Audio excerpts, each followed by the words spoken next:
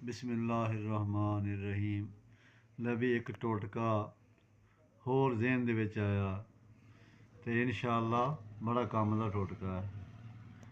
ਜਦੋਂ ਬੰਦੇ ਦੇ ਸਿਰ ਦੇ ਵਿੱਚ ਸ਼ਦੀਦ ਦਰਦ ਹੋਵੇ ਜਾਂ ਅੱਧੇ ਸਿਰ ਦਰਦ ਹੋਵੇ, ਜਿਹੜਾ ਇਨਸਾਨ ਕੋਲੋਂ ਉਹ ਨਾ ਜਰਿਆ ਨਾ ਜਾਵੇ, ਉਹ ਦਰਦ ਸ਼ਕੀਕਾ ਹੁੰਦਾ।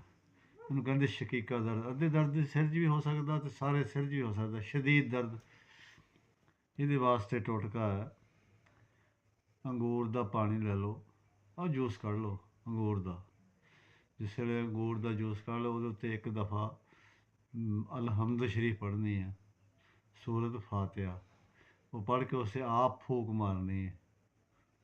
ਉਹ ਜਿਸ ਬੰਦੇ ਨੇ ਪੀਣਾ, ਪੜ੍ਹ ਕੇ ਬਿਸਮਿल्ला ਪੜ੍ਹ ਕੇ ਅਲਹਮਦ ਸ਼ਰੀਫ ਪੜ੍ਹ ਕੇ ਉਸ 'ਤੇ ਫੂਕ ਮਾਰ ਕੇ ਦਿਹਾੜੀ ਦੇ ਵਿੱਚ 3 ਦਫਾ ਇਸਤੇਮਾਲ ਕਰ ਲਵੇ।